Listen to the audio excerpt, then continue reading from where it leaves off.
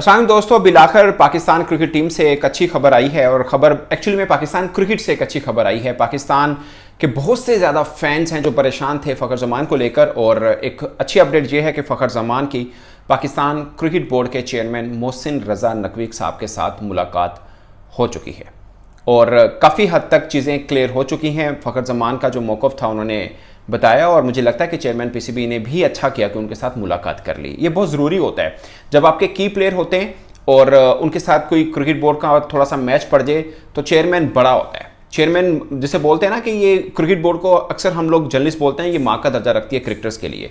Cricketers को problem होता है तो वो क्रिकेट बोर्ड के बड़ों से मिलना होता है और बड़ों को बड़ा बनना चाहिए, जो कि चेयरमैन पीसीबी बने हैं और अच्छी बात है, इसलिए हम तारीफ भी कर रहे हैं कि आपने कम से कम अपने क्रिकेटर के साथ मुलाकात की है और जाना है कि वो क्या सोच रहे थे। जो ट्वीट का मसला जो आपको भी हुआ और आपने प्रेस कॉन्फ्रेंस में आके बोल दिया कि ये मसला तो है, और अच्छी चीज़ है कि चेयरमैन साहब उनसे मिले हैं। फ़खर ज़मान ने अपना जो भी था वो मामला बताया और चेयरमैन साहब ने भी उनको बताया कि आपके खिलाफ से सख्त एक्शन क्यों लिया। ये मैं भी पहले दिन से कह रहा हूँ कि फ़खर ज़मान को शायद ट्वीट नहीं करनी चाहिए थी, शायद उनको भी रियलाइज़ हो चुका होगा कि उनको ट्वीट नहीं करनी चाहिए थी, और जिन्होंने ये सारा खेल रचाया उनको भी थोड़ा अंदाज़ा हो गया होगा कि उन्होंने एक मेन प्लेयर को कितनी मुश्किल में डाला सिर्फ अपने स्वाद के लिए।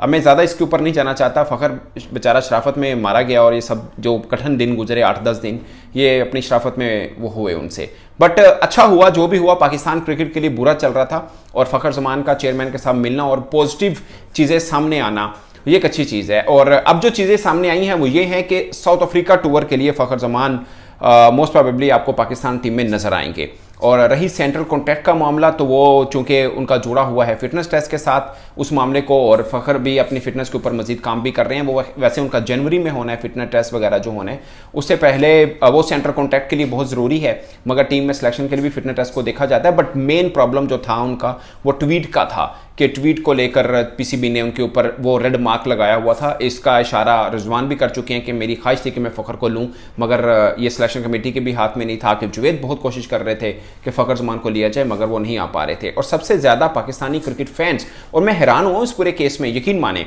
मुझे लगता था बाबर के फ़ैन हैं या रिजवान के फ़ैन ज़्यादा हैं, मगर मुझे नहीं पता था कि शरीफ बंदे के फ़ैन सबसे ज़्यादा हैं। और जितना शोर फ़खर ज़मान के फैंस ने मचाया है ना, कभी उनका कोई इशू हुआ नहीं, इसलिए अंदाज़ा नहीं हुआ। किसी को होता है ना बुरा वक्त है तो आपको अंदाज़ा भी होता है आपकी ताकत का। मुझे लगता है कि उनको ये चीज़ की खुशी होगी कि यार फ़ैन मेरे साथ खड़े हुए हैं, वो फ़ैन जिनके लिए मैं क्रिकेट खेलता हूँ और ऑफकोर्स पाकिस्तान के लिए खेलते हैं, मगर फैंस भी उनके साथ जुड़ के रहते हैं।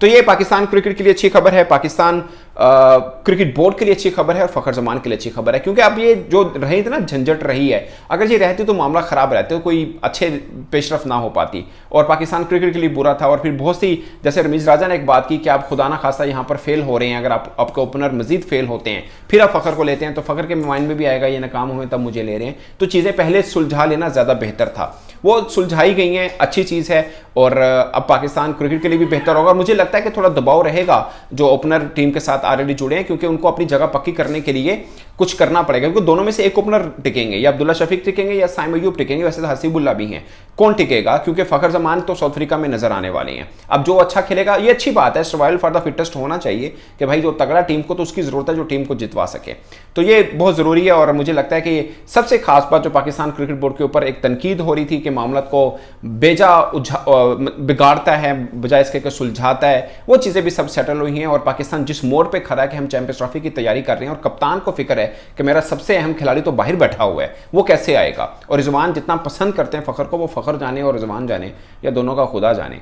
और कुछ हमें भी अंदाज़ा है कि रिजवान कितना पसंद करते हैं फ़खर को, और वो कितनी कोशिश भी की उन्होंने कि ऑस्ट्रेलिया टूर में उनके साथ जाएं। और सब मानते हैं कि जैसा मैच पहला हो चुका हुआ वहाँ पे फ़खर होते कहानी डिफरेंट होती। मैं ये नहीं कह रहा फ़खर होते हम ये सीरीज जीत जाते, ये होता वो होता, आपका कॉम्बिनेशन बेस्ट होना चाहिए, खासकर इस तरह के टफ टूर के ऊपर। और दूसरी खास बात कि अब ये जो चलता है ना, कंट्रोवर्सी चलती है, वो क्रिकेट को खराब करती है, पाकिस्तान क्रिकेट का इमेज खराब करती है। दुनिया हंस रही होती है कि यार पहले शीन के साथ मसला, फ़खर के साथ मसला।